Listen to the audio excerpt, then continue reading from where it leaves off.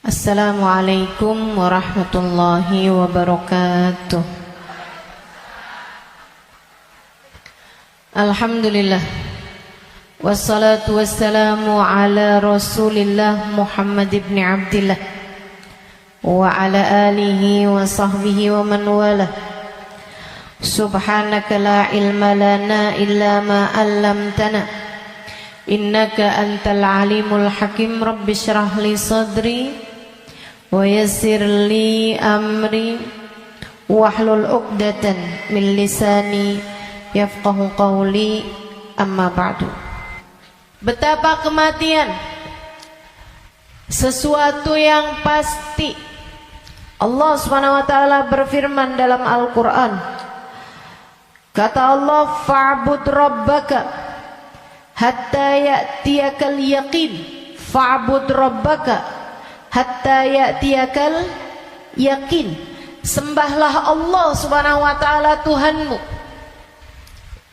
Kamu sembah Allah Subhanahu wa taala hatta ya'tiyakal yaqin. Sampai kapan kita nih diminta buat nyembah Allah? Sampai kapan kita diminta buat ibadah?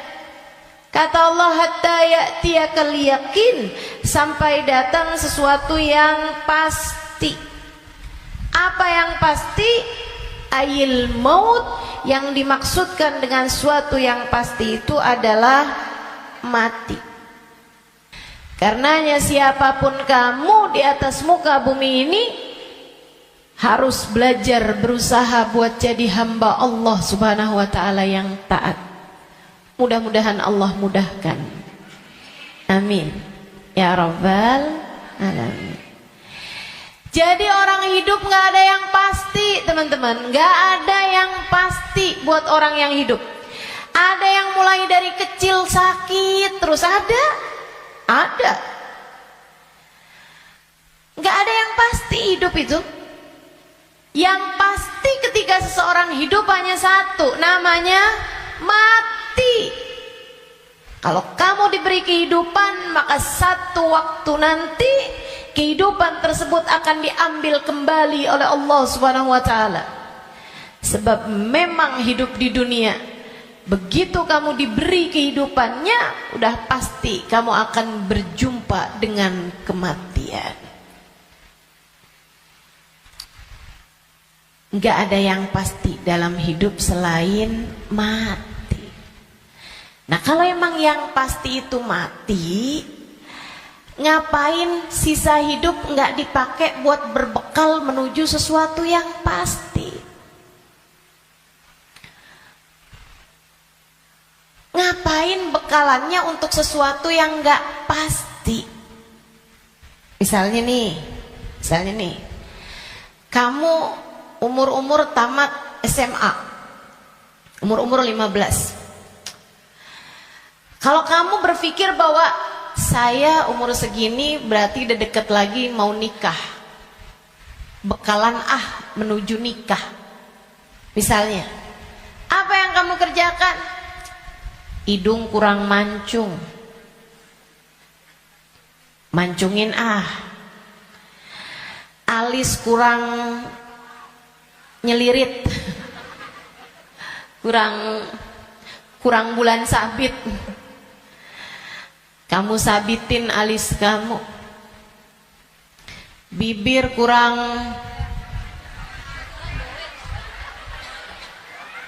sekarang ini musim orang suka bibir lebar-lebar. Ya udah dah, saya tambahin biar agak turun bibirnya, biar doer bibirnya.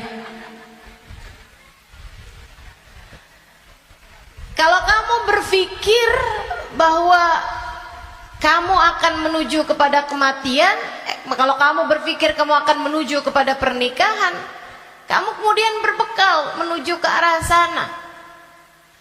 Tapi kan sebenarnya nikahnya emang udah pasti? Belum pasti nikahnya. Betul? Orang hidup nggak pasti nikah, teman-teman. Berarti kalau kayak gitu gimana nih caranya nih? Gimana cara kita menjadikan hidup kita bermakna? Takutnya udah siap-siap, tahu-tahu nggak dapet, iya kan? Kalau gitu yang pasti aja, kamu hidup biar bermakna, pastikan hidupmu adalah saatmu berbekal menuju kepada kematian. Saya tuh waktu SD kabarnya pinter. Mungkin ada guru-guru saya di sini. Selamat pagi Bu Guru. Kabarnya dulu pinter waktu saya sekolah. Saudaraku sekalian saya muliakan, tapi saya dulu selalu punya pikiran bahwa bisa jadi umur saya nggak panjang. Walaupun ternyata itu tidak terbukti ya. Sampai dengan sekarang saya masih ada di atas muka bumi ini, udah panjang hidup saya. Dulu itu saya selalu berpikir bahwa bisa saja umur saya nggak panjang. Saya SD, itu saya punya temen sekolah siang, sekolah madrasah, namanya Madrasah Al-Wasliyah. Saya punya temen meninggal dunia. Masih seumuran saya gitu kurang lebih. Sejak saat itu saya kayak selalu berpikir bahwa bisa jadi umur saya nggak panjang. Bisa saja saya juga meninggal dunia gitu. Akhirnya saya suka berpikir bahwa apa yang harus saya lakukan untuk menjadikan yang saya kerjakan bermanfaat kalau umur saya pendek. Akhirnya saya jadi mikir, kalau saya jadi dokter, umurnya harus panjang loh dokter itu. Karena sekolahnya lama. SMP, SMA, kan saya ceritanya SD. SMP, SMA, kuliah. Kuliahnya S1. Habis itu S2. Habis itu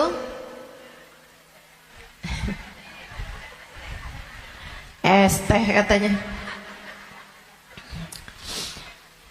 Buat jadi dokter spesialis itu kan mesti banyak sekolahnya.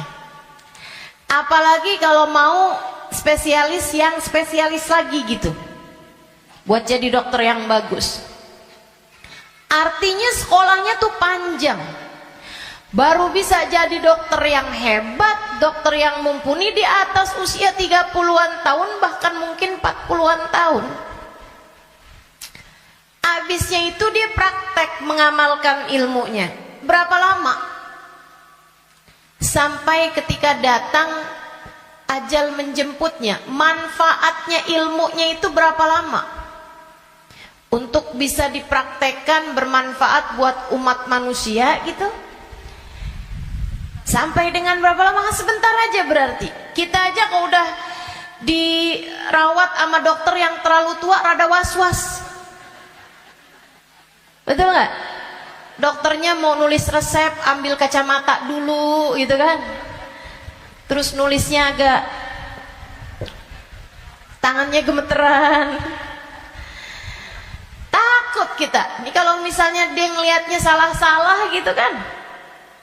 Atau dia mau nyuntik tangannya udah gemeteran. Waduh udah kayaknya rada gimana gitu. Tapi kita sama dokter muda juga kita ragu-ragu. Betul gak? Coba tuh. Betapa ternyata mau jadi dokter aja itu umurnya cuman dari sekitar 40 sampai ke 50 atau 60 tahun dah gitu. Cuman segitu doang. Sisanya udah enggak tuh. Udah enggak maksimal. Saudaraku sekalian saya muliakan, saya jadi mikir gitu. Wah, kalau gitu enggak usah jadi dokter deh. Takutnya umur-umur 30-an tahun saya meninggal, saya enggak bekalan apa-apa nih.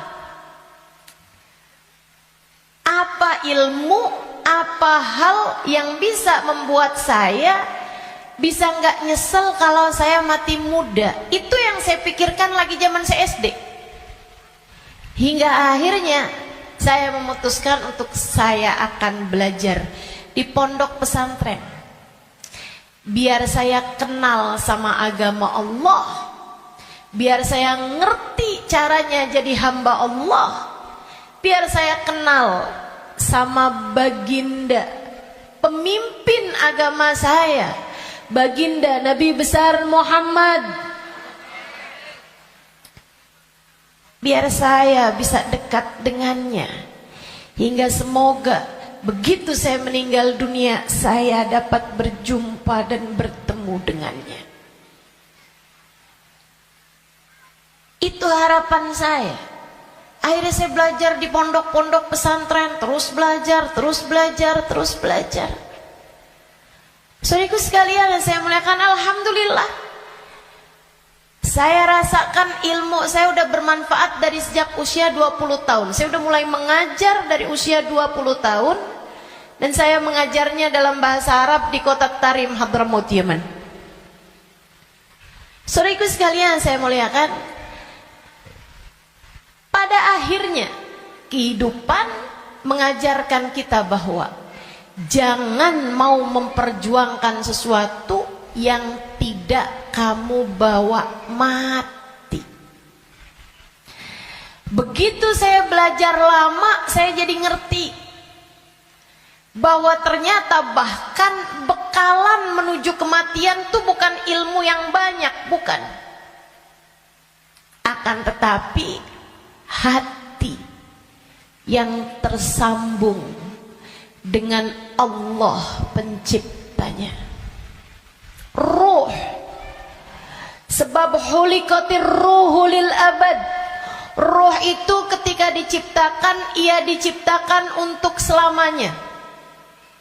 Ruh kamu ini teman-teman sekalian, ini yang akan kamu bawa mati. Hati kamu itu adalah ruh kamu, rasa kamu, ini yang akan kamu bawa mati. Kalau badan ini nggak akan kamu bawa mati. Begitu kamu mati udah tuh nggak ada lagi urusan sama badan. Badan kamu bisa dimakan merayap-rayap tanah dan habis. Bibir kamu yang selalu kamu lipstikin, wajah kamu yang selalu kamu bedakin, mata kamu yang selalu kamu celain, pakaiin celak, kuku-kuku kamu yang selalu kamu potong setiap kali ia memanjang, badan kamu yang selalu kamu rawat, kamu kasih makan, kamu bersihkan. Ini hanya akan menjadi makanan santapan rayap-rayap tanah. Ulat-ulat tanah nanti akan masuk ke lubang-lubang hidungmu. Ia akan masuk dalam seluruh anggota tubuhmu dan kamu habis. Makanya katanya Sayyidina Ali bin Abi Thalib, siapa yang kerjanya buat badannya, siapa yang hidupnya hanya mementingkan urusan tubuhnya, silakan cari pahalanya kepada rayap-rayap tanah. Silakan minta balasannya kepada rayap-rayap tanah. Ulat-ulat tanah, mereka yang senang banget, wih, mulus. Badannya bagus. Enak banget nih kita makannya, katanya gitu. Saudariku sekalian yang saya muliakan, bukan untuk itu kamu diciptakan, bukan untuk itu kamu diciptakan. Yang aslinya dari diri kamu adalah ruhmu, yang sejatinya pada dirimu tidak akan terpisahkan adalah hatimu. Ala inna fil jasadi mudghah, idza salahat salahal jasad kullah, wa idza fasadat fasadal jasad kullah. Ketahuilah di dalam tubuh manusia terdapat segumpal darah, disebut hati. Jika bagus, bagus semuanya, jika rusak, rusak semuanya. Ketahuilah segumpal darah tersebut adalah hati. Disitulah ruh ditiupkan. Disitulah ruh sejatinya berada, meskipun mengalir sampai ke seluruh tubuh kita. Ruh itu dihembuskan saat janin, badanmu itu berusia 4 bulan dalam rahim ibu kamu, ditiupkan lewat ubun-ubun. Makanya Bu, ketika Allah menciptakan batok kepala kita, itu semuanya udah full kecuali ada satu lubang kecil di ubun-ubun. Makanya kalau anak bayi ubun-ubunnya masih lembut, tulangnya belum keras, karena asalnya memang bolong. Kenapa Allah bolongin? Buat niupnya ruh, ditiupkannya ruh saat usia 4 bulan tuh dari situ. Rohnya dimasukin, ditiupkan oleh malaikatnya Allah Subhanahu wa taala.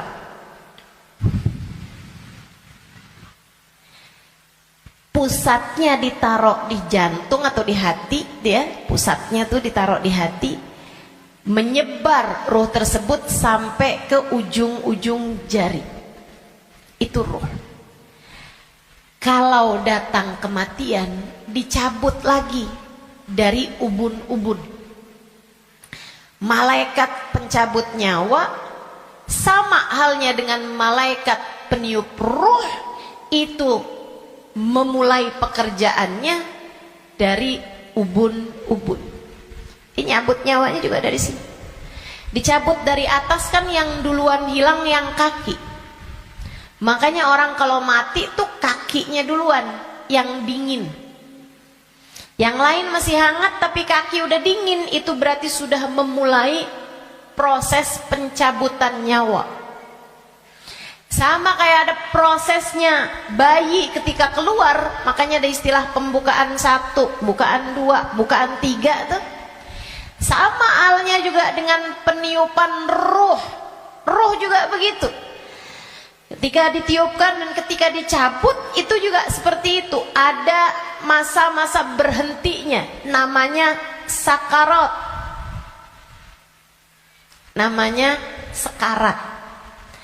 Ala inna lil mauti sakarat, kata Nabi Muhammad sallallahu alaihi wasallam. Ketahuilah, kematian ada sekaratnya. Kematian ada hentakan-hentakannya, enggak sekaligus. Kematian ada tahapan-tahapannya. Ditarik sampai ke lutut. Jadi yang dingin duluan, yang enggak ada ruhnya duluan kakinya. Tarik lagi sampai ke pusar. Pusar kita nih. Tarik lagi sampai ke ulu hati. Banyak orang yang kalau orang tersebut dimurka Allah Subhanahu wa taala, malaikat maut mencabut nyawanya dengan main-main. Dimain-mainin rohnya. Padahal sakitnya setengah mati. Kata Sayyidina Ali bin Abi Thalib, la darba bisayf 30 darbah ahab ilayya min sakrah min sakaratil maut. Badan saya dicacah-cacah pedang 30 kali cacahan pedang lebih saya sukai daripada 1 sakaratul maut. Sakit setengah mati. Buat orang yang suka main-main dalam hidupnya, ada banyak di antara mereka yang ketika ajal datang menjemputnya, malaikat maut memain-mainkan saat pencabutan nyawa. Sakitnya luar biasa.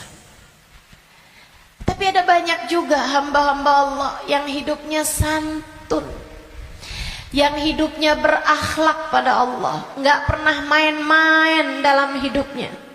Allah pun memudahkan saatnya sakaratul maut. Kayak doa orang-orang tua kita, Allahumma hawwin alaina fi sakaratil maut wan najata minan nar. Ya Allah, ringankan saatnya sakaratul maut. Dia nggak bilang, ya Allah jangan ada sakaratnya dong buat kematian saya. Nggak bisa gitu. Atau ya Allah jangan kasih saya sakit saat sakaratul maut. Nggak bisa gitu juga. Karena memang sakaratul maut itu sakit. Memang pasti sakit. Jadi yang diminta adalah Allahumma khaffif alaina fi sakaratul maut. Ya Allah, ringankan sakitnya sakaratul maut. Apa yang bisa meringankan? Maksudnya ringannya tuh gara-gara apa? Kalau kamu tanya sama saya, Ustazah, ringannya sakaratul maut tuh gara-gara apa? Saudaraku sekalian, sesuatu itu sakit bisa jadi ringan itu karena dua hal. Satu, karena memang sakitnya itu levelnya jadi ringan. Kan begitu? Sakit kan ada level-levelnya. Memang Allah jadikan sakitnya itu ringan, jadi berkurang sakitnya. Itu banyak yang seperti itu, sehingga sakaratul mautnya kayak nggak sakarat gitu, karena sama sekali nggak kesakitan. Ada yang begitu, memang diringankan Allah Subhanahu Wa Taala. Level sakitnya memang diturunkan oleh Allah Subhanahu Wa Taala, semacam itu. Atau yang kedua, Allah alihkan fokusnya sehingga dia jadi kayak nggak berasa sakaratul maut, karena Allah memalingkan fokusnya bukan kepada sakitnya, tapi kepada sesuatu yang lain. Apa? Allah palingkannya dengan apa? Yang paling indahnya, yang paling enaknya adalah dengan dihadirkannya baginda Nabi besar Muhammad sallallahu alaihi wasallam di saat sakaratul maut tersebut.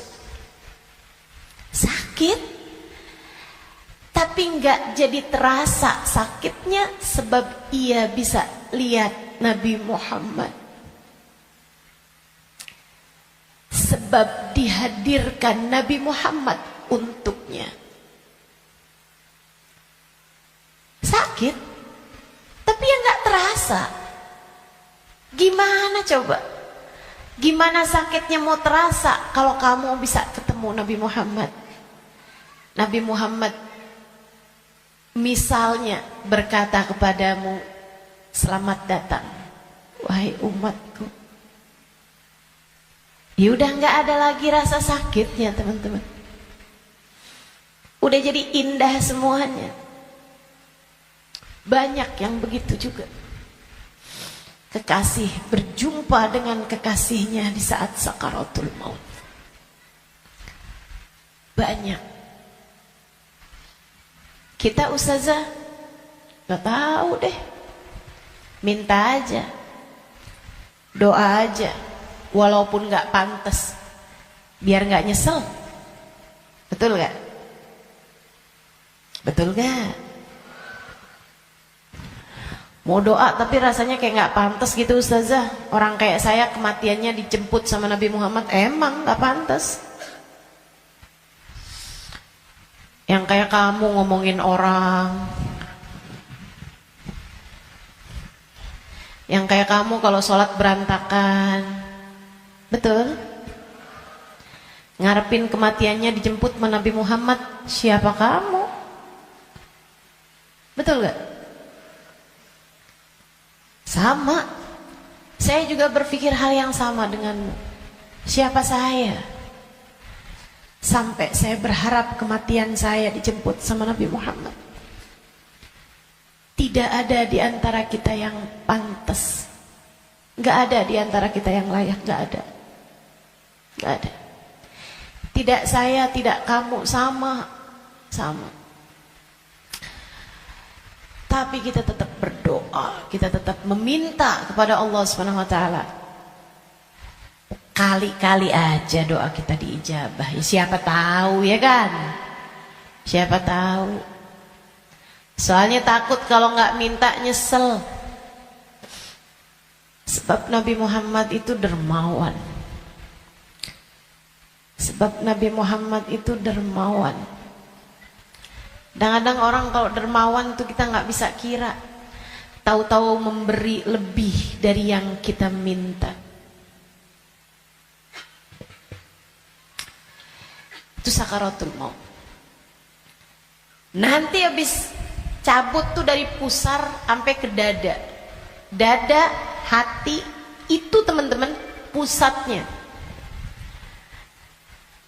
Allati tattali'u alal afidah. Sampai ketika roh tersebut nyampe di afidah, nyampe di dada, tempatnya hati kita itu, pusatnya. Makanya orang kalau ngerasa sakit hati pasti pegang dadanya gitu. Nggak ada yang pegang kepala, sakit hati saya, nggak ada. Apalagi pegang kaki, sakit hati saya, nggak ada. Pasti bilang sakit hati saya gitu. Yang dipegang dada, karena memang tempatnya ruh, pusatnya itu adanya di situ, hati kita. Itu sakaratul maut paling sakitnya tuh di situ, karena sumbernya tuh di situ. Baru kemudian dicabut lagi sampai ke ghargharah, sampai ke leher. Kau udah nyampe di ghargharah, hakikat kamu akan ditampakkan. Saat itulah kamu dibukakan langit, bisa lihat tempat balik kamu tuh surga atau neraka. Dan itu bisa terjadi tahun depan. Dan itu bisa terjadi bulan depan.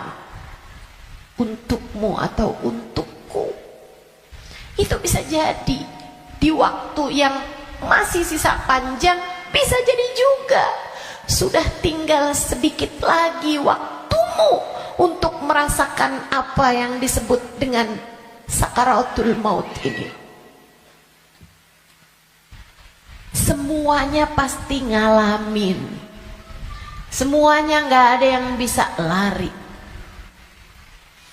Saat ghargharah, saat nyawa udah sampai di tenggorokan, dibukakan pintu demi pintu, kata Nabi Muhammad. Ketika Nabi bercerita kepada Sayyidah Aisyah, ya Aisyah, man ahabba liqa Allah, ahabballahu liqa'ah.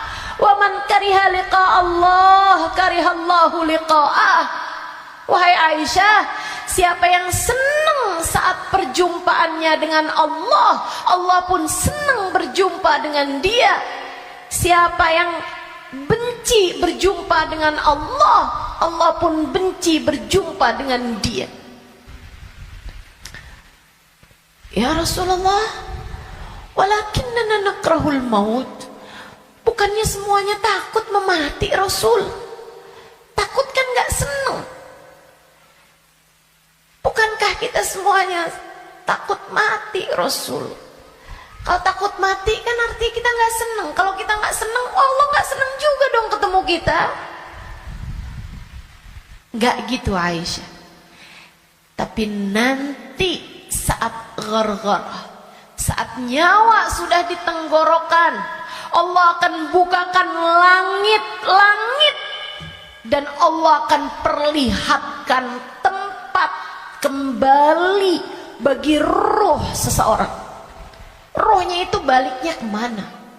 Siapa yang ketika dibukakan langit-langit tahu tempat kembalinya adalah neraka, dia pun takut ketemu sama Allah, dia benci berjumpa dengan Allah, Allah pun benci berjumpa dengannya, walaupun dia bunuh diri sekalipun. Dia bunuh diri nih, pengen mati kan orang bunuh diri. Tapi begitu ruhnya sampai di tenggorokan, begitu dia lihat tempat kembalinya adalah neraka, dia pun takut, kepengen gak jadi bunuh diri. Dia pun pengen balik hidup lagi. Karena dia lihat ternyata tempat kembalinya adalah neraka yang sangat menakutkan. Dia benci berjumpa dengan Allah, Allah pun benci berjumpa dengannya. Sebaliknya, orang mukmin, orang yang tawadhu, orang yang hidupnya buat nyari Allah, walaupun sebenarnya takut, walaupun sebenarnya ngeri, tapi saat langit dibuka, dia diperlihatkan bahwa tempat kembalinya adalah surga. Dia pun rindu, dia pun ingin, dia pun cinta untuk berjumpa dengan Allah. Dia pun bahagia, dia sukacita berjumpa dengan Allah. Allah pun sukacita berjumpa dengannya. Allah pun suka untuk berjumpa dengannya. Nih, saat ghargharah ini Allah cerita dalam Al-Quran di surat Al-Mu'minun, hatta idza jaa ahadahumul maut qala rabbirji'un la'alli a'malu salihan fima taraktu kalla innaha kalimatun huwa qailuha wa min waraihim barzakhun ila yaumi yub'atsun. Shadaqallahul azim. Kata Allah, sampai ketika kematian datang kepada kalian, ketika ruh sampai di tenggorokan, dia akan berkata, Rabbirji'un, balikin saya lagi ya Allah, balikin saya lagi ya Allah. Setahun, biarkan saya tinggal lagi di dunia setahun ya Allah. Nggak boleh sebulan ya Allah, nggak boleh seminggu ya Allah. Minggu depan deh ya Allah, matinya minggu depan aja. Gak boleh minggu depan, sehari ya Allah. Besok mati gak apa-apa, jangan sekarang.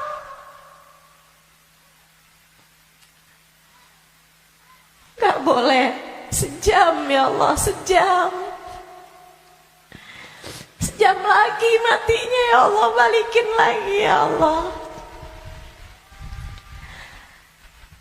Rabbirji'un la'alli a'malu salihan fima taraktu. Saya akan segera bagi-bagi harta saya buat sedekah. Saya akan segera sholawatan kepada Nabi Muhammad. Saya bakal segera baca Al-Quran. Saya bakal segera sholat. Saya mau minta maaf sama orang-orang.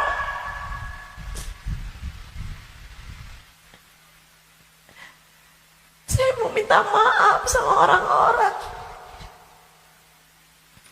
Sisakan untuk waktu walaupun 1 jam.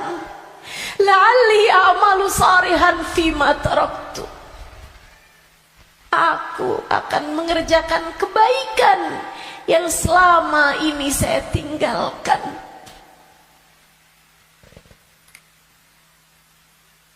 Apa jawab Allah?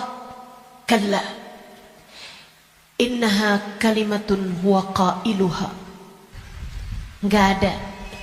Sekarang kalimatmu itu hanya jadi omong kosong belaka. Enggak ada ceritanya kamu dikabulkan. Waktunya sudah habis. Game over. End. Udah habis. Kamu gak punya nyawa cadangan. Kamu gak punya hidup simpanan. Kamu tidak sedang dalam masa percobaan. Begitu kamu masuk usia balik, semua sudah mulai tercatat untukmu. Tak ada lagi waktu untuk kembali.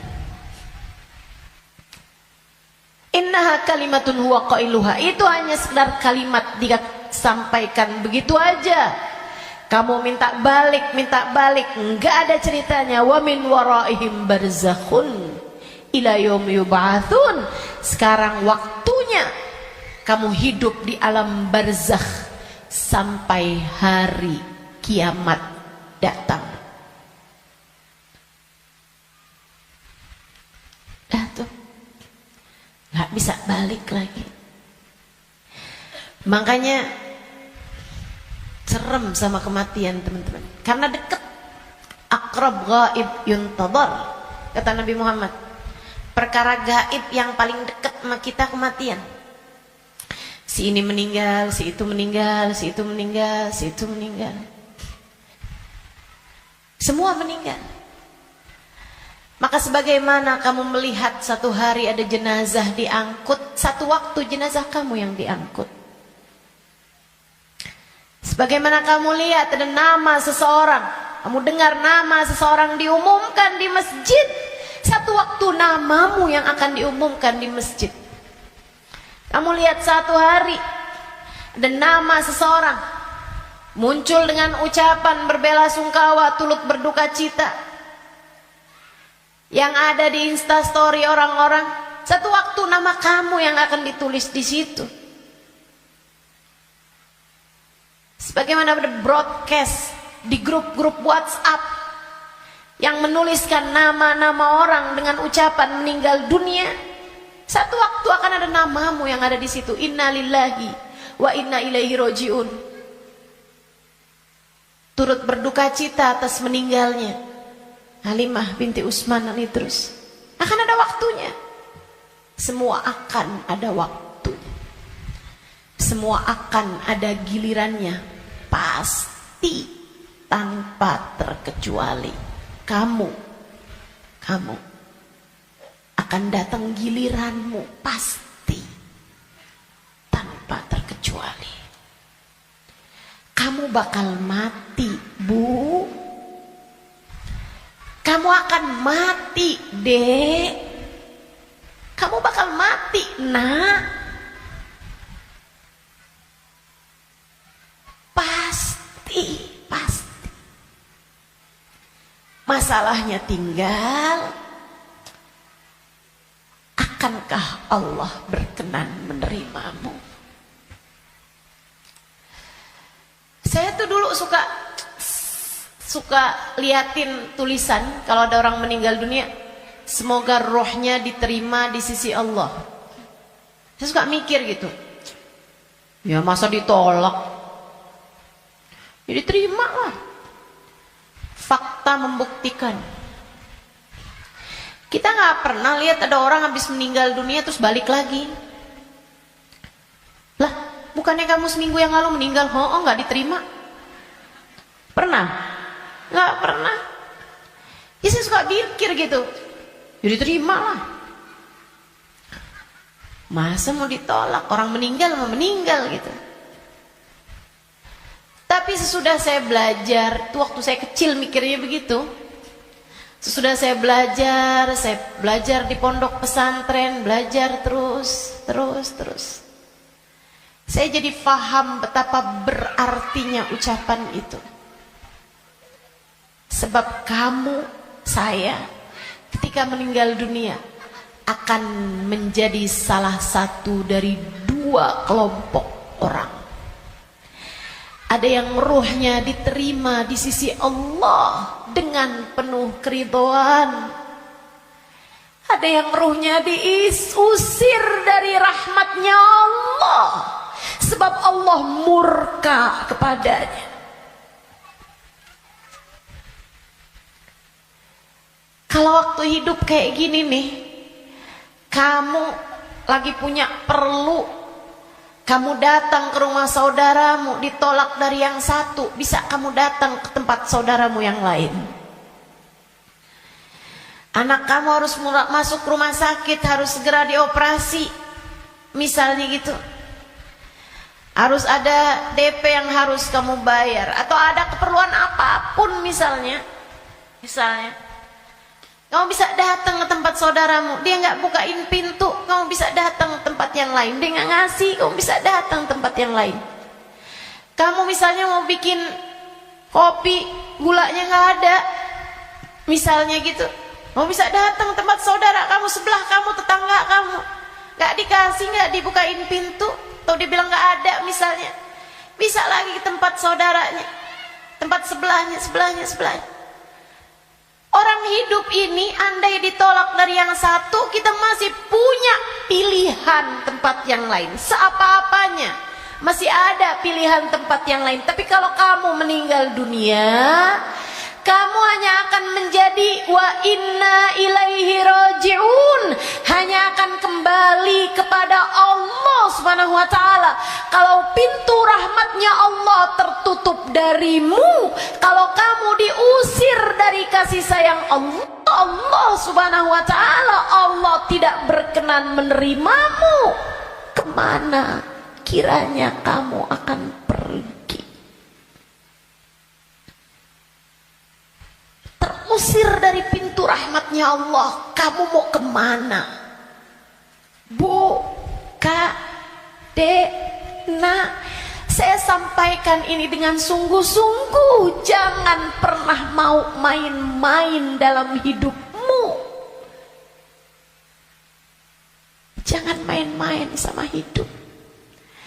Sebab selama kamu hidup, kematian masih akan membayangi.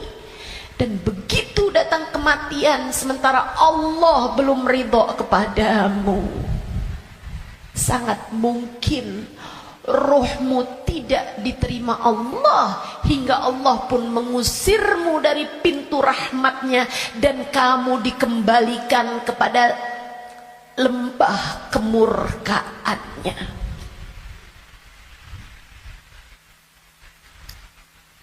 Dimurka Allah Subhanahu wa taala. Dimurka Allah Subhanahu wa taala. Enggak enak. Kita tuh dibenci sama suami kita aja rasanya enggak enak. Kita dibenci sama saudara kita aja setengah mati, enggak enak rasanya. Bukan begitu? Bayangkan kalau kamu datang ke rumah Allah, kamu datang kepada Allah, sementara Allah mengusirmu dan tidak ridho kepadamu serta benci kepadamu, dan kamu gak bisa balik lagi ke atas muka bumi ini, kayak apa rasanya? Dalam keabadian kamu dimurka, dalam keabadian kamu dibenci, dalam keabadian kamu tersiksa.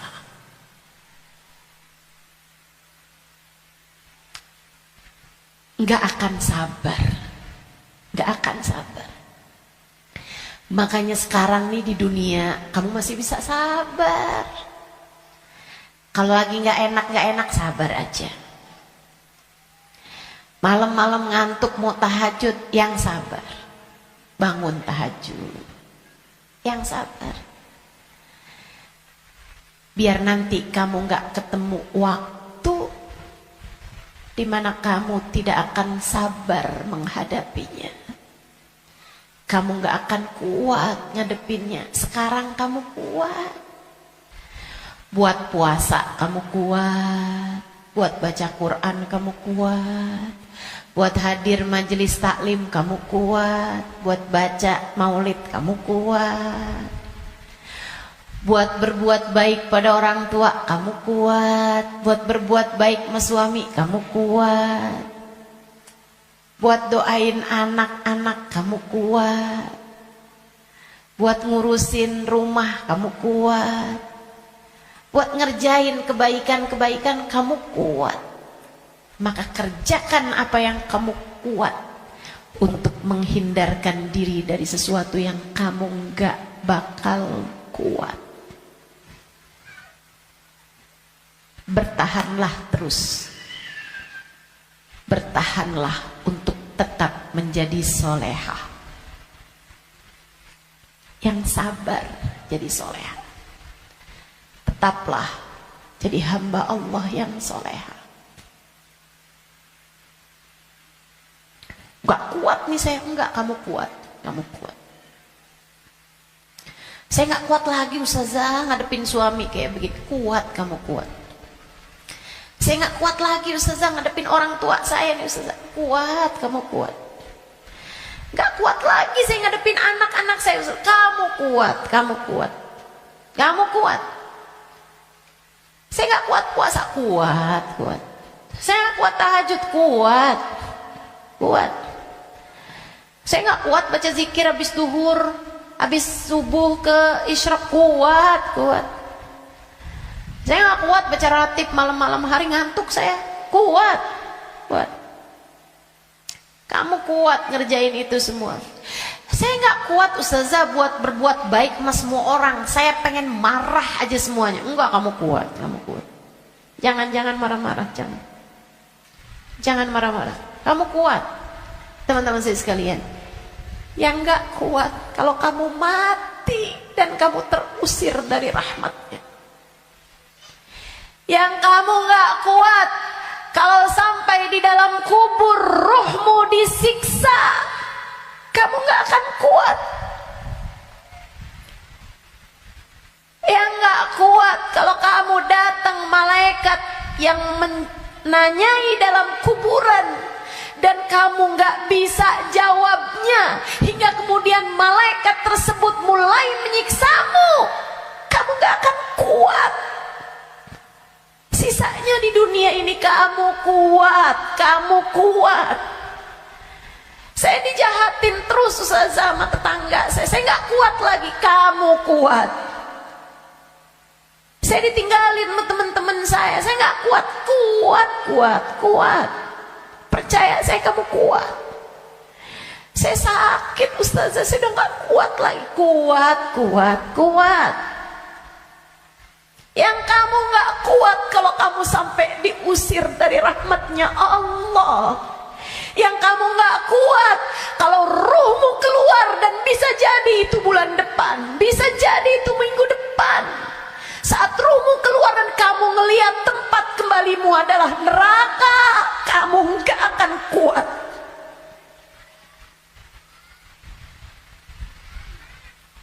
Gak akan kuat. Saat kamu berkata, Rabbirji'un la'alli a'malu salihan fima taraktu. Ya Allah, balikin saya ke dunia ya Allah. Balikin saya, kasih saya hidup lagi ya Allah. Itu yang kamu gak akan kuat. Sekarang di dunia semuanya kamu kuat jalaninnya. Kuat. Kamu mampu, kamu bisa bertahan untuk tetap menjadi solehah. Percaya saya. Saya sangat miskin ustazah, saya udah gak kuat lagi hidup di dunia ini. Kamu kuat. Saya ambil utang aja ustazah, dipinjol, saya udah gak kuat lagi. Kamu kuat, jangan utang. Jangan ambil utangan. Apalagi pakai riba. Lebih kamu nanti tambah rusak jalannya, tambah salah hidup kamu. Kamu kuat menjalani kehidupan di atas muka bumi ini, teman-teman. Yang kamu gak kuat kalau sampai mati Allah murka padamu, kamu gak akan kuat. Maka yuk berbekal. Dengan apa berbekalnya? Satu, hidup yang benar. Tetaplah istiqomah. Sholat jangan ditinggal, ibadah jangan ditinggal. Apa yang kamu bisa kerjain. Sedekah biar kata sedikit jangan ditinggal. Saya orang miskin ustazah, saya nggak bisa sedekah banyak-banyak. Tapi kamu masak, banyakin kuahnya kata Nabi. Bagiin tetangga, kasihin tetangga kamu pas kamu lagi masak. Saya nggak bisa sedekah ustazah, tapi kamu masak nasi, pakai sambal, iya. Apa? Tempe goreng, banyakin, sisain dikit buat tetangga kamu, kasih buat orang yang susah juga yang ada di sekitarmu.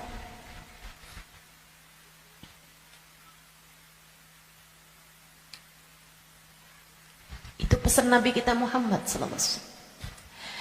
Berbuat baik. Saya nggak bisa ustazah, saya nggak ada sesuatu yang bisa saya sedekahkan. Senyum bisa bukan? Kamu punya bibir? Ya punya sih ustazah. Ya udah senyum aja kalau gitu. Ketemu orang, bisa nyenengin orang, apa kabar? Sehat? Atau Saat kamu bangun di waktu malam, kamu angkat tanganmu, kemudian kamu bilang, ya Allah, sayangi tetangga-tetangga saya ya Allah, sayangi teman-teman saya ya Allah, ampuni dosa-dosa mereka ya Allah, orang di kampung saya ya Allah, ampuni dosa-dosanya ya Allah. Sedekah kamu buat mereka, kebaikan kamu buat mereka. Berbuat baik semampu yang kamu bisa, sebisa yang kamu mampu. Apaan aja, apaan aja. Bahkan sekedar kalimat pujian buat suami kamu. Alhamdulillah kamu sehat, saya senang kalau kamu udah sehat. Kata-kata yang enak gitu. Jangan sakit lagi ya, saya kesian kalau lihat kamu sakit. Saya sayang sama kamu. Kalimat yang enak. Ganti deh, ganti kalimat-kalimat yang gak enak. Udah sehat kan, berarti bisa kerja lagi kan. Susah kalau kamu sakit nih. Terus kita mau makan apa kalau kamu sakit terus-terusan? Gak enak banget sih kalimatnya. Kamu bakal mati, maka pilihlah kalimat yang gak jadi penyesalan bagimu sesudah kematianmu. Yang bagus ngomongnya, yang bagus. Jangan sakiti hati orang. Iya Kak, Bu, Dek, ucapanmu kepada orang tuamu nak, yang bagus, yang bagus. Mama yang sehat ya Ma, mama yang sehat. Enggak kok, mama nggak pernah ngerepotin. Saya seneng ada mama. Tetaplah sehat Ma, tetaplah kuat Ma. Yang bagus ngomongnya. Nanti nyesel kalau kamu yang pergi atau mamahmu yang pergi.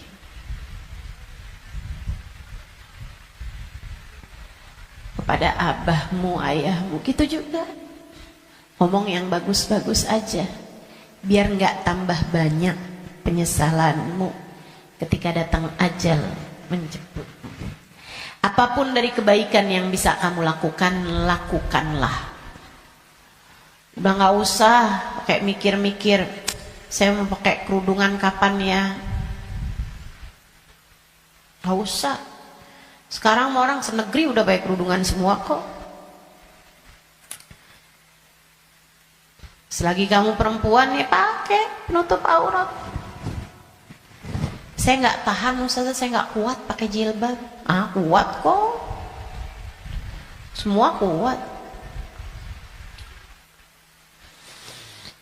Bismillah. Bismillah. Lakukan kebaikan, jangan tinggalkan. Sebab seperti mana kamu hidup, seperti itulah kamu akan mati. Jika kebaikan yang kamu lakukan dalam hidupmu, kamu hanya akan berjumpa dengan kebaikan-kebaikan sesudah kematianmu. Kebaikan kamu lakukan karena Allah, Allah akan membalasmu dengan kebaikan-kebaikan dari sisinya.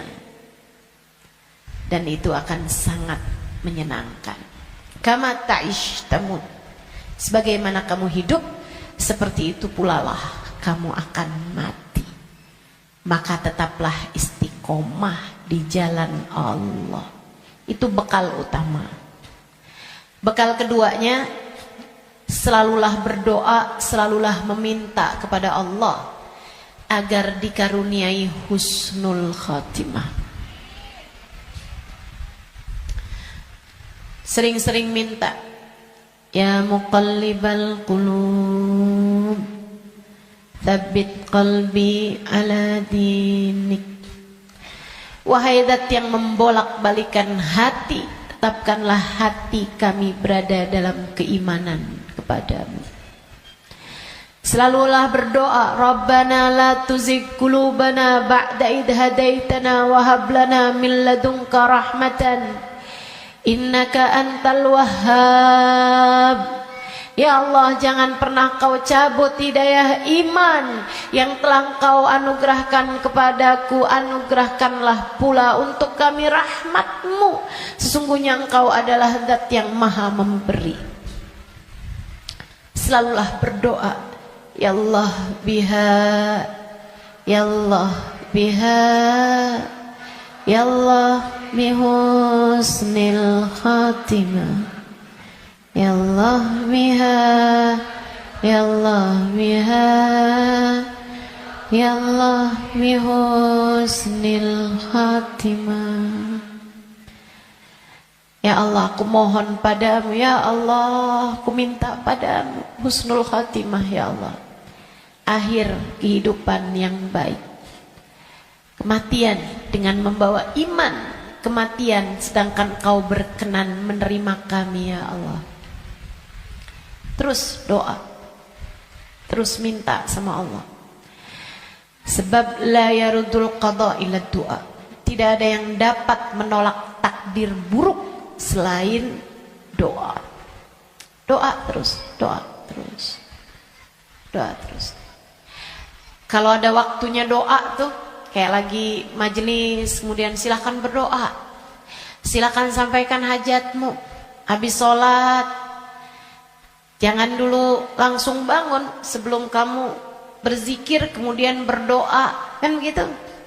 Nah kalau doa jangan minta dunia mulu teman-teman. Kalau semua doa mau minta dunia, habis dunianya selesai kamu bawa apa? Kamu punya apa? Minta juga. Urusan akhirat malah justru jauh lebih penting daripada meminta urusan dunia yang akan kamu tinggalkan begitu kamu mati. Jangan kalau doa yang diminta duit lagi, duit lagi. Jangan kalau doa yang diminta jodoh lagi, jodoh lagi. Atau biar hati suami nggak berpaling, itu aja yang kamu minta. Biar suami nggak poligami, ustazah, itu terus doa saya ustazah. Bukan hanya itu yang kamu perlukan teman-teman. Doa urusan dunia tuh kalau bisa sekedarnya aja. Karena hidup di dunia ini qalil, sedikit, katanya Imamul Haddad, tabalagh bil qalili minal qalili. Bekelan dunia ini sedikit aja lah, karena dunianya itu emang sedikit. Dikit lagi juga mati. Kalau doa itu yang kiranya kamu gak nyesel begitu kamu masuk ke dalam alam kubur. Doanya minta apa? Minta husnul khotimah. Doa minta Allah ridha, minta biar Allah selamatkan, minta biar Allah bahagiakan kalau kamu ada di dalam kuburan, minta biar Allah bahagiakan ketika nanti kamu di padang mahsyar. Jadi begitu ajal datang menjemputmu, kamu masih punya simpenan dari doa-doa yang belum diijabah Allah SWT, yang belum kamu rasakan ijabahnya. Begitu kamu mati, kamu udah punya simpenan doa buat mahsyar. Begitu kamu mati, kamu udah punya simpenan doa buat kubur. Begitu kamu mati, kamu udah punya simpenan doa buat kiamat. Begitu kamu mati, saat di padang mahsyar dibangkitkan, kamu udah punya simpenan doanya, tinggal tunggu ijabahnya. Nah kalau doanya belum pernah kamu doain, gimana mau ngarepin ijabahnya? Nah kamu gak pernah minta,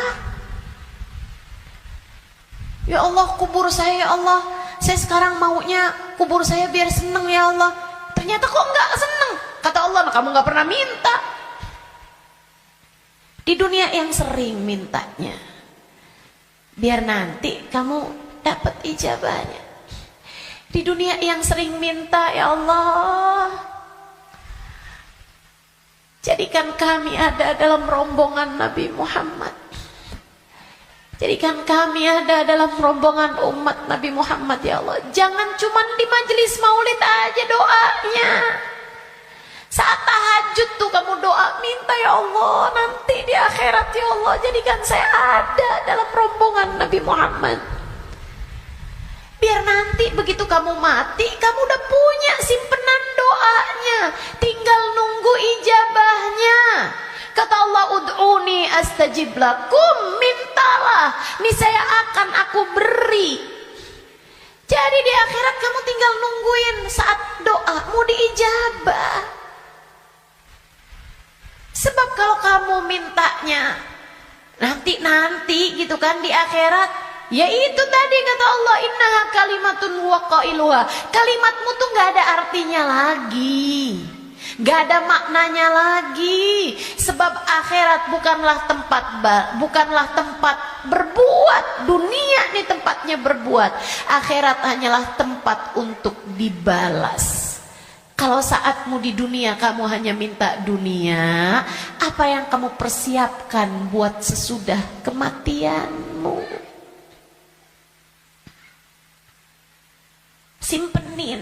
Simpenin doa-doa yang banyak buat akhirat, karena akhirat itu jauh lebih panjang, jauh lebih penting, jauh lebih berarti, jauh lebih bermakna. Dunia ini hanya sebentar, teman-teman. Jangan sampai nyesal. Jangan sampai nyesal. Doa. Doa tidak pernah hanya sekedar. Itu adalah semua yang kamu perlukan. Kita semua perlu doa. Semua perlu doa. Makanya banyak-banyak doa. Minta sama Allah agar kehidupan kamu sesudah kematian menjadi kehidupan yang menyenangkan. Amin ya Rabbal. Satu tadi istiqomah taat, bekal menuju kematian ya. Yang kedua tadi apa? Doa. Yang ketiga, teman-teman saudaraku sekalian, bekal menuju kematian itu ampunan dari Allah Subhanahu wa taala.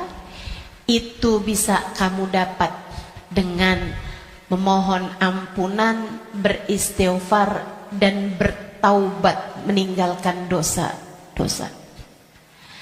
Kamu mau berbekal menuju kematianmu, tinggalin dosa.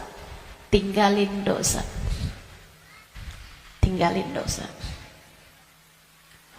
Udah deh, ucapkan selamat tinggal buat dosa-dosa. Adik-adik yang sudah umur 20-an tahun belum datang jodoh, Ustazah saya pacaran ya. Jangan. Kenapa Ustazah? Dosa. Tinggalin dosa. Kamu belum tentu punya waktunya buat taubat. Kamu belum tentu sisa waktumu itu mencukupi untuk kamu bertaubat. Nggak usah deket-deket sama dosa. Ya Ustazah, kalau nggak pacaran kita nggak nikah Ustazah. Siapa bilang? Banyak kok orang-orang nikah nggak pakai pacaran. Dan banyak juga orang pacarannya sama siapa, nikahnya sama siapa. Betul? Betul? Ngapain kamu menghabiskan energi, menghabiskan rasa hanya untuk menjaga jodoh orang? Ngapain? Udah jauh lebih aman kamu gak usah jagain jodoh orang. Kamu jagain hidup kamu sendiri. Sebab yang akan mendapatkan balasannya adalah dirimu sendiri. Dek, Nabi Muhammad tuh seneng sama pemuda-pemuda yang taat. Lebih daripada senengnya Nabi Muhammad sama orang-orang tua yang taat. Jadi kamu gak usah nunggu tua buat taat. Kamu gak usah nunggu tua buat deket sama Nabi Muhammad. Justru di saat kamu masih muda, andai pun kamu nanti sampai tua, justru di saat muda nih kesempatan kamu buat deket sama Nabi Muhammad. Sebab Nabi senang sama pemuda-pemudi yang hidup dalam menjalani taat kepada Allah Subhanahu wa taala. Dijanjiin barengan sama Nabi Muhammad. Dijanjiin ada dalam naungan, di bawah arasnya Allah, di saat tidak ada naungan kecuali naungan Allah. Syab nasya fi taatillah, pemuda, pemudi, laki-laki, perempuan, muda yang hidup dalam taat pada Allah Subhanahu wa taala. Kamu umur masih 17 tahun tapi sudah istiqomah tahajud, Nabi cinta padamu. Kamu umur masih 17-18 tahun, akan tetapi kamu istiqomah baca Al-Quran, Nabi cinta padamu. Umur masih belasan tahun, tapi kamu udah punya zikiran yang kamu istiqomahkan baca. Kamu udah punya solawatan yang kamu istiqomahkan baca. Kamu bahkan nyaris hafal kitab-kitab maulid yang berisi sejarah hidupnya Nabi Muhammad. Fix, kamu pantas dicinta sama Nabi Muhammad.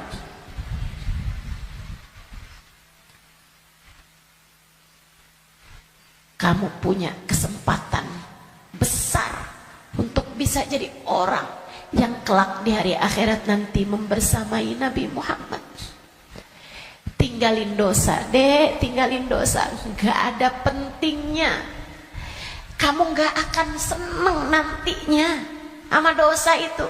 Kelihatannya kayak bagus tapi bikin sumpek. Kelihatannya kayak enak tapi bikin hati gelap. Kelihatannya kayak membahagiakan, padahal itu hanya akan menyusahkan hidupmu saja. Tinggalin dosa. Semua yang ada di sini, yang tua, yang muda, tinggalin dosa, tinggalin dosa. Itu cara kamu biar bisa berbekal menuju kematian yang indah. Yang terakhir, kamu pengen berbekal menuju seindah-indah kematian adalah dengan mencintai orang-orang soleh. Gaulmu itu loh benerin. Gaulnya sama orang bener, biar kamu bisa bener. Sayangnya sama orang bagus di mata Allah, orang soleh, orang solehah. Sayangnya sama ulama, sayangnya sama guru-guru, gitu kan? Sama ustadz, sama ustadzah, sama kiai, sama bunyai, sama habib, sama habibah, muhbabah. Itu bikin kamu bisa jadi orang-orang yang meninggalnya nanti dalam keadaan-keadaan yang indah. Tentu di akhirat kita semuanya ingin dikumpulkan dengan orang-orang baik. Maka kalau kamu di akhirat nanti dikumpulkan orang baik, caranya adalah bersamalah dengan mereka dari sejak di dunia. Bersamalah dengan mereka dari sejak di dunia. Hadirlah di majelis-majelis ilmu, yang seneng dengerin kajian-kajian dari para ulama, yang seneng melantunkan bersama-sama maulid, solawat, istighfar bareng-bareng, doa bareng-bareng, qiyam bareng-bareng. Kebersamaanmu dengan apapun di dunia akan membuatmu bersama di akhirat nanti dengan orang-orang yang kurang lebih sama. Hadirnya, senangnya di majelis-majelis ilmu, majelis-majelis zikir, majelis maulid kayak begini, sangat pantas nanti dikumpulinnya di akhirat dengan orang-orang soleh-solehah. Kamu pikir orang-orang soleh-solehah kumpulnya di mana kalau bukan di tempat-tempat yang semacam ini? Makanya ayo bismillah, cintai mereka. Andai pun kamu nggak lagi bersama dengan mereka, para ulama-ulama, para hamba-hamba Allah soleh-soleha, tetaplah bersama dengan mereka dalam doa. Saat doa tuh, saat doa, sertakan hamba-hamba Allah yang soleh-soleha. Guru-gurumu doain, ulama-ulama doain, orang-orang tercinta di sisi Allah doain. Ustazah, kan nggak manfaat ya ustazah. Saya ini kan orang punya banyak dosa, ngapain doain guru-guru saya? Orang-orang taat semua, ahli-ahli ibadah semua, ngapain saya doain? jauh lebih perlu buat didoain sama mereka daripada saya mendoakan mereka. Andai pun begitu, ini masalah keberpihakan. Ini masalah kebersamaan. Ini masalah urusan penautan hati. Teman-teman saudaraku sekalian, saya doakan guru-guru saya doakan Habib Umar bin Hafid, saya doakan Hubabah Nur, saya doakan Habib Zain bin Smith, saya doakan mereka biar hidupnya menyenangkan, biar betah hidupnya di dunia, biar sehat. Saya doakan mereka biar semakin dicinta Allah, semakin disayang Allah. Saya doakan semoga lancar dakwahnya, semoga bahagia hidupnya. Saya doakan. Teman-teman saudaraku sekalian, saya doakan. Walaupun saya yakin saya lebih memerlukan doa mereka daripada doa saya. Apalah arti doa saya untuk mereka? Saya tahu itu. Tapi saya tetap berdoa untuk sebuah keberpihakan. Saya doa untuk sebuah keberpihakan. Saya doa. Teman-teman saudaraku sekalian saya muliakan, kamu tahu nggak? Kalau ada artis-artis dunia, aktor-aktor dunia, pemain bola sakit misalnya, yang doain ribuan orang, yang doain bahkan mungkin jutaan orang mendoakan orang tersebut, yang bahkan mohon maaf banyak diantara mereka yang nggak beriman kepada Allah.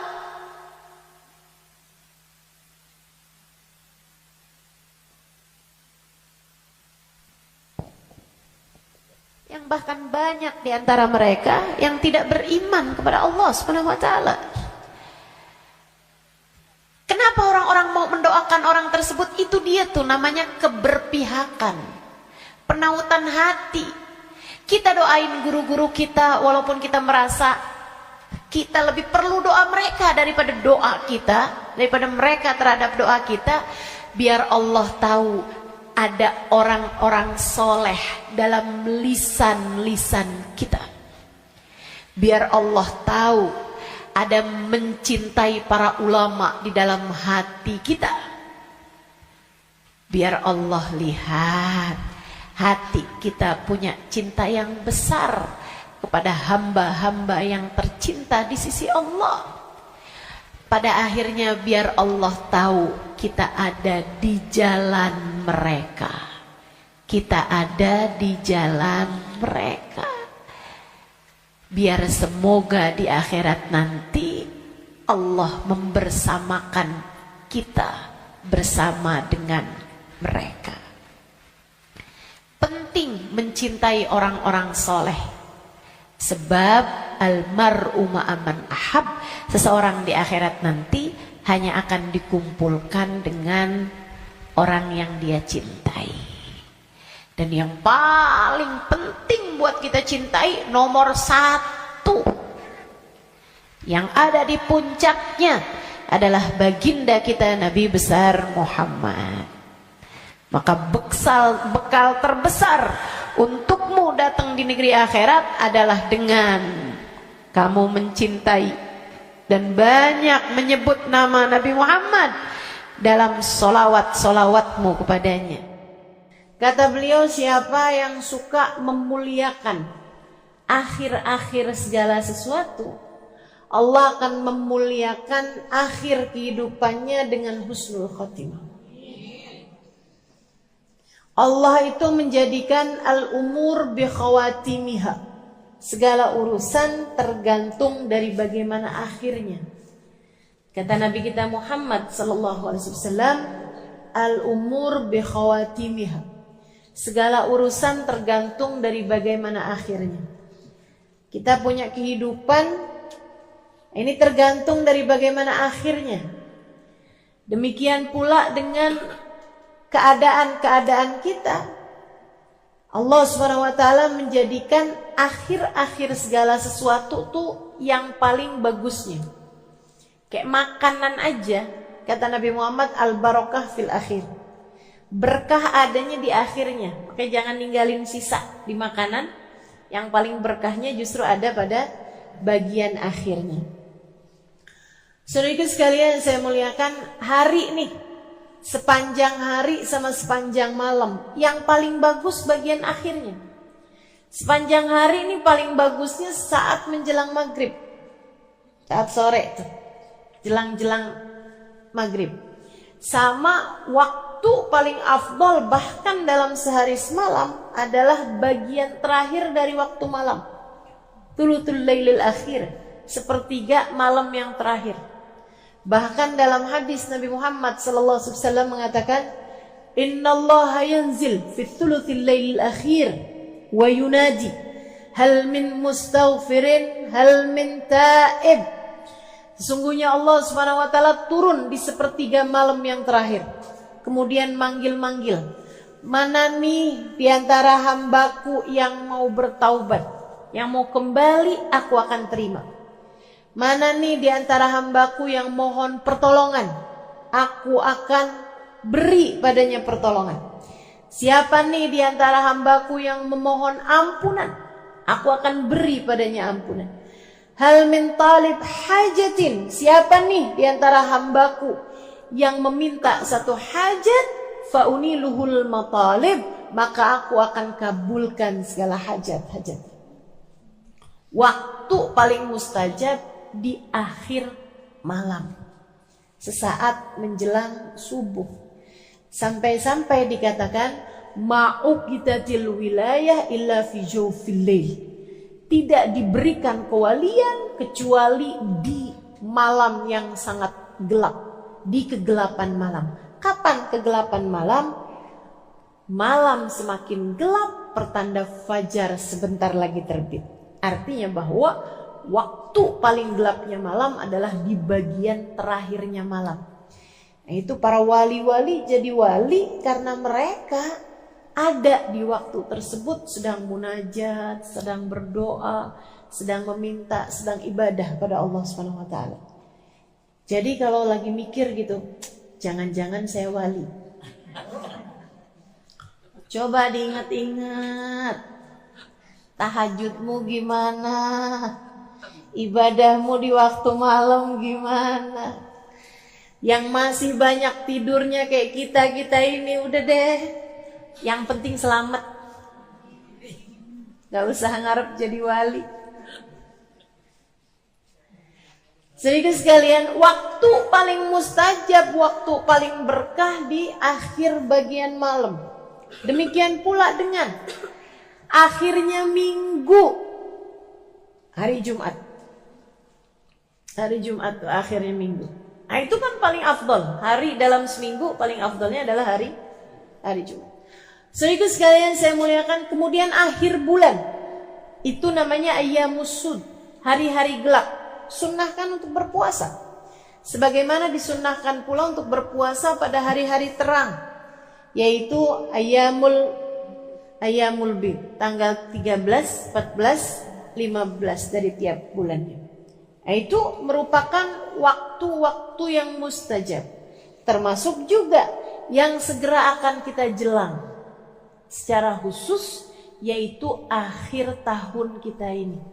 Waktu yang sangat mulia. Beliau mengatakan, Habib Umar bin Hafid mengatakan, kamu kalau pintar menghormati akhir tahun, akhir hari, akhir malam, gitu kan ya? Akhir dari segala sesuatu kamu suka muliakan, maka Allah Subhanahu wa taala akan memuliakan hidupmu dengan akhir yang terbaik. Kita nih hidup nih, mau kayak gimana kita jalaninnya, tetap nilainya tuh di bagian final. Sama tuh kayak orang lomba mau maraton kah, lomba mau cepet-cepetan setir mobil misalnya, lomba mau cepet-cepetan apapun aja, itu urusannya sama akhir, teman-teman. Gak ada orang ceritanya lomba maraton siapa yang paling cepet jalan di awal, gak ada. Pasti apakah dia nyampe garis finish apa enggak, apakah dia nyampe bagian akhirnya apa enggak. Yang awalnya santai-santai bahkan paling belakang, kalau akhirnya dia sampai di garis finish dalam keadaan paling awal, dia terhitungnya adalah juaranya. pemenangnya. Demikian pula dengan hidup kita. Andai ada orang sepanjang hidup berbuat dosa, kata Nabi kita Muhammad sallallahu alaihi wasallam, "Lau anna imra'an," andai ada seseorang dia ngerjain perbuatan dosa sepanjang hidupnya, kemudian di akhir hidupnya dia bertaubat, di akhir hidupnya dia kembali, kemudian dia diakhiri hidupnya dalam keadaan baik, maka dia akan masuk dalam surga Allah Subhanahu wa taala. Orang nih kafir sepanjang hidup, begitu akhir kehidupannya masuk Islam, biar kata baru semenit masuk Islamnya, surga akhirnya. Semua tergantung dari gimana akhirnya. Saudara sekalian saya muliakan, namun sebaliknya juga, dan ini yang kita ngeri. Andai ada orang ngerjain taat seumur hidup, tapi akhir kehidupannya dia mengerjakan dosa yang membuat Allah Subhanahu wa taala murka hingga mencabut iman dari dalam hatinya, dia mati su'ul khatimah, maka tak ada jatah darinya dari kesenangan akhiratnya Allah Subhanahu wa taala. Dia hanya akan menjadi salah satu dari calon-calon penghuni api neraka. Semua tergantung dari bagaimana akhirnya. Nah, kita mau menuju akhir kehidupan kita nih. Gak ada loh orang yang jalannya mundur menuju kematian, gak ada. Gak ada orang yang tambah lama, tambah muda tuh gak ada. Emang tambah lama ya tambah tua, teman-teman. Tambah lama, tambah deket mau waktunya mati. Itu udah pasti. Karenanya kalau kepengen akhir kehidupannya dalam keadaan baik, yuk belajar buat memuliakan akhir-akhir segala sesuatu. Salah satunya adalah dengan kita memuliakan akhir tahun kita ini. Sehingga semoga nantinya saat akhir kehidupan kita, Allah memuliakan kita dalam husnul kematian yang indah, kematian yang bagus, kematian yang bagus. Nah, apa nih yang mesti kita lakukan nih di akhir-akhir tahun semacam ini, teman-teman saudara sekalian? Yang paling penting mesti banyak-banyak minta ampunan dari Allah Subhanahu wa taala. Istighfarnya mesti kita perbanyak. Emang dosanya banyak, minta ampunnya kan mesti banyak juga. Katanya ulama, kalau kamu ngerasa nggak bisa nyamain ahli ibadah dalam ibadah mereka, sekurangnya samain ahli taubat dalam permohonan ampun mereka. Kita mau nyusulin para wali nih dengan ibadahnya. Ya, saya udah tahu lah siapa diri saya. Dan saya rasa teman-teman juga ya 11-12 lah sama saya. Kan begitu? Ibadah kita serba terbatas, teman-teman sekalian. Quran kita terbatas, sholawatan kita terbatas. Ibadah malam kita terbatas, sedekah kita terbatas, lapar puasa kita terbatas, apalagi jaga hati kita terbatas, apalagi segala macam saya terbatas. Kayaknya yang gak terbatas itu cuma dosa. Dibilang ibadahnya banyak kayaknya masih sedikit deh. Kalau dibilang ada yang banyak itu adalah dosa.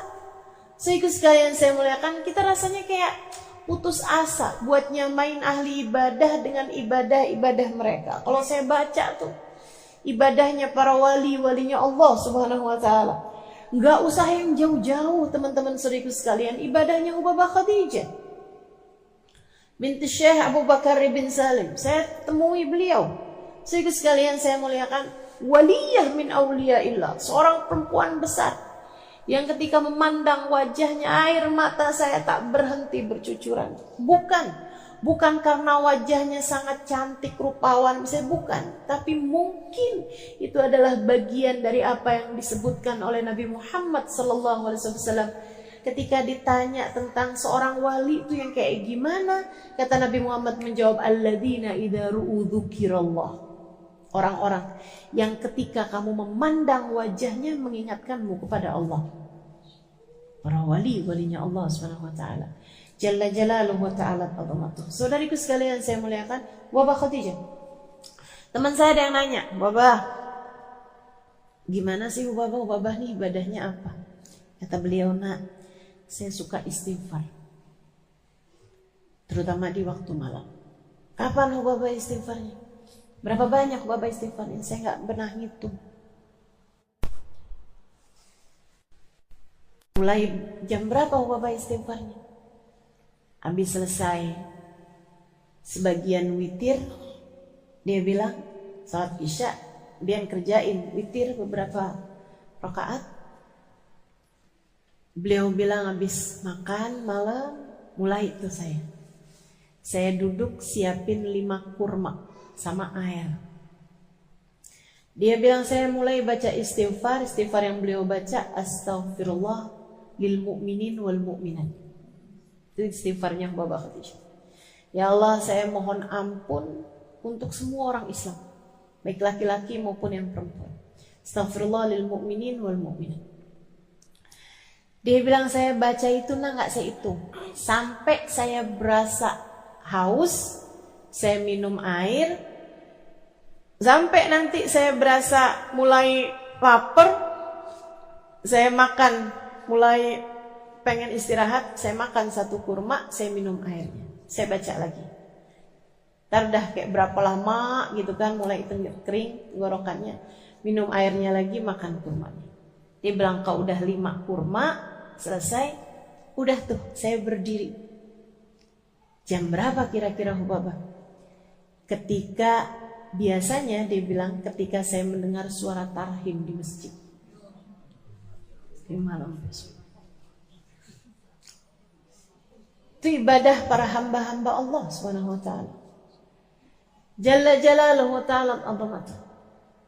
Teman-teman sekalian saya muliakan, para walinya Allah Subhanahu wa taala, kasih Allah Subhanahu wa taala, demikian keadaan mereka. Gak usah jauh-jauh. Mungkin Wabah Khadijah masih agak nggak kelihatan mata gitu. Teman-teman sekalian, Hubabah Nur, teman-teman semua alhamdulillah matanya telah diizinkan Allah memandang wajah wanita mulia itu. Wabah Nur binti Habib Muhammad bin Abdullah Al-Haddad alaiha ridwanullah. Itu saudaraku sekalian saya muliakan, tiap malam baca ratib. Dulu tuh kalau baca ratib, baca la ilaha illallah, la ilaha illallah, itu cuma 40. Lama-lama naik 50, lama-lama naik 100. Lama-lama 500. Sekarang ini udah 1000. Saya baca ratib sama beliau di salah satu perjalanan, kok la ilaha illallahnya lama banget. Saya bilang, wah Baba, khalasna. Itu udah selesai nih baca. Dia bilang alaf Halimah. Ya Allah Tuhan, alaf banyak. Masya Allah. Beliau, saudariku sekalian saya muliakan, ada tuh teman-teman saya ajakin waktu itu bulan Ramadan.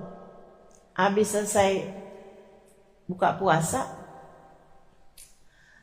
diundang sama beliau sholat berjamaah, lagi kurang sehat. Maghrib, habis selesai sholat maghrib, beliau yuk awabin masing-masing nggak jamaah. Habis selesai awabin, beliau bilang, Halimah, saya kalau bulan Ramadan gini saya qadha sholat. Qadha sholat biar kita dapat nih pahalanya kan lipat-lipat nih kalau bulan Ramadan. Barangkali ada sholat kita dulu yang kurang sempurna.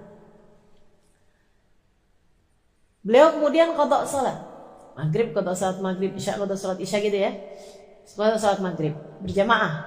Udah. Habis selesai beliau bilang, kita mau sholat tasbih. Tahu kan sholat tasbih? Isya, abis isya, ba'diyah isya ma'awabin 6 rakaat. Abis itu sholat qadha 3 rakaat maghrib. Abis itu sholat tasbih 4 rakaat dengan baca tasbihnya kan 300 kali itu kan. Masya Allah, Masya Allah. Sampai teman-teman saya pada bolak-balik nanya, Ustazah sholat apa lagi nih? Ini sholat apa lagi? Kita belum selesai apa sholatnya. Masya Allah. Ubah Nur. Segitunya beliau bilang, saya ini lagi kurang sehat, Halimah doain. Saya bilang nih kita nih dapetin kurang sehatnya Hubabah. Sehatnya kita aja kayak gak nyampe gitu. Gimana kalau beliau pas lagi sehatnya? Subhanallah, subhanallah. Ibadah, teman-teman sekalian. Ibadah. Kita nggak bisa nih nyamain ibadahnya ahli ibadah. Ya sekurangnya lah kita nyamain istighfarnya, permohonan ampunnya ahli taubat. Biar jangan sampai ibadah banyak kagak, dosa banyak iya tapi nggak dapetin ampunan banyak. Biar sekurangnya ibadahnya kurang, dosanya banyak. Istighfarnya, permohonan ampunnya juga biar banyak. Insya Allah. Jadi di akhir tahun semacam ini teman-teman sekalian, yuk kita banyak-banyakin istighfar. Banyak-banyakin mohon ampun. Banyak-banyakin minta pada Allah SWT, ya Allah ampuni, ya Allah ampuni. Ya Allah ampuni. Istighfarnya kita perbanyak. Bangun tidur kita minta ampun. Habis selesai sholat kita minta ampun. Ini kan jalan-jalan banyakin istighfar. Sambilan ngapain kita istighfar. Istighfar terus minta maaf. Minta ampun sama Allah SWT. Allahumma anta rabbi wa ana abduk. La ilaha illa anta khalaqtani. Ya Allah, Engkau adalah Tuhanku, aku adalah hamba-Mu. Ya Allah, Engkau telah menciptakan aku. Khalaqtani fa ana abduka wa ana ala ahdika wa wa'dika mastata'tu. Kau telah menciptakan aku, maka semestinya aku menepati janji dan melaksanakan perintah-perintah-Mu. Tapi ya Allah, abu'u laka bi ni'matika alayya wa abu'u bi dzambi. Kau datang padaku dengan berbagai macam kenikmatan, sementara aku datang padamu dengan bertubi-tubi dosa. Faghfirli fa innahu la yaghfiru dzunuba illa anta. Ampuni aku ya Allah, tak ada yang dapat melakukannya selain Engkau. Perlu banyak ampunan, teman-teman. Kita ini perlu banyak ampunan.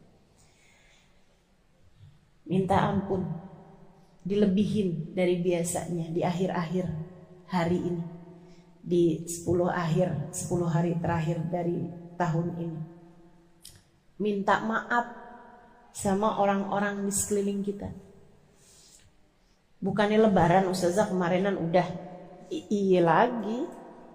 Terutama kadang nih kita minta maaf sama orang-orang yang jauh sama kita. Teman-teman SD segini tua ya. Teman-teman pas lagi reunian gitu kan. Kita minta maaf sama orang-orang luar-luar sana tuh. Tapi gilirannya orang-orang dekat kita kadang kelupaan. Mesti serius minta maaf sama anak-anaknya. Mesti serius minta maaf sama suami. Apalagi yang masih ada orang tua, mesti serius minta maaf sama orang tua. Kita ridho sama orang tuanya. Mesti serius minta maaf sama yang ada di rumah kita. Kalau ada pembantu rumah tangga, yang paling banyak kita interaksi, yang paling banyak berkemungkinan kita berbuat dosa. Ya kan? Semakin jarang ketemu kan semakin jarang mestinya kita berbuat salah sama dia. Tapi giliran yang sering-sering ketemu ini kan yang paling mungkin. Ada ucapan kita yang gak benar, gak enak. Ada perlakuan kita yang menyinggung perasaan. Ada perbuatan kita yang merendahkan. Dan seterusnya. Buat yang pada masih punya suami, penting buat minta halal, minta ridha suaminya. Gak usah nunggu sakit. Pas lagi sakit baru minta maaf. Takutnya mati mendadak. Mati gak pakai sakit kan kapan tuh mau minta maafnya? Mendingan mesti sering-sering aja minta maaf. Mesti sering minta ridha. Ini di hari-hari terakhir dari tahun ini nih. Pas lagi ada kesempatannya yang enak, minta maaf teman-teman saya sekalian. Memang sering ketemunya pasti sering banyak salahnya kan? Betul nggak? Jarang-jarang ketemunya ya insya Allah jarang-jarang juga salahnya. Mudah-mudahan Allah ampuni dosa-dosa kita. Ustazah, kalau kita bikin salah sama orang tua, kita bikin salah sama suami, itu antara kita sama dia dosanya? Iya, antara kita sama dia dan antara kita sama Allah. Dua-duanya tuh. Kenapa gitu? Sebab Allah minta kita buat hormat sama mereka. Sebab Allah minta kita buat hormat sama suami kita. Karenanya misalnya nih, kita bikin salah yang suami nggak tahu. Luaran kita ngomongin suami kita, misalnya suami kita nggak denger, nggak tahu. Dosa apa nggak dosa tuh? Dianya kan nggak tahu, dia nggak tahu apa-apa. Juga sekalian, lain dengan kamu ngambil duit di saku baju dia atau di dompet dia gitu, atau di ATM dia gitu kan.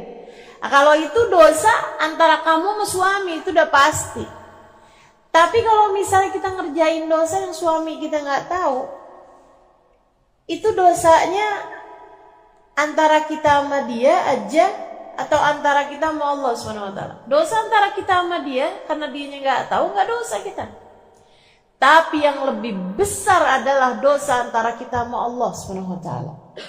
Makanya anak-anak muda nih, terutama yang berumah tangganya masih baru awal-awal gitu kan. Ya saya berharapnya seperti itu. Walaupun kadang-kadang orang tua juga suka ada yang genit juga.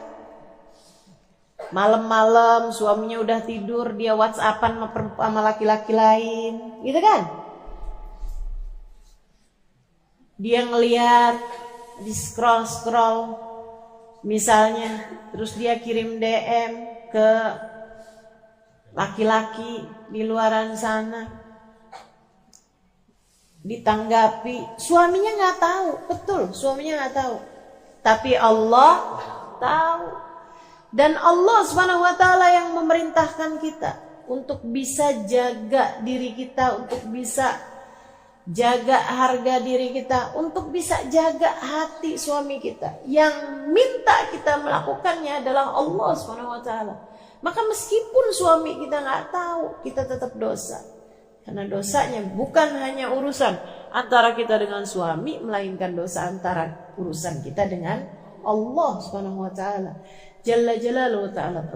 Karena ya teman-teman sekalian, paling banyak tuh kita punya salah pasti sama orang yang paling banyak kita berinteraksi sama dia. Mesti serius minta maaf. Termasuk ibu-ibu sekalian kepada anak. Kita nih masih punya banyak pemikiran bahwa orang tua tuh gak pernah bikin salah sama anak. Siapa bilang? Siapa bilang?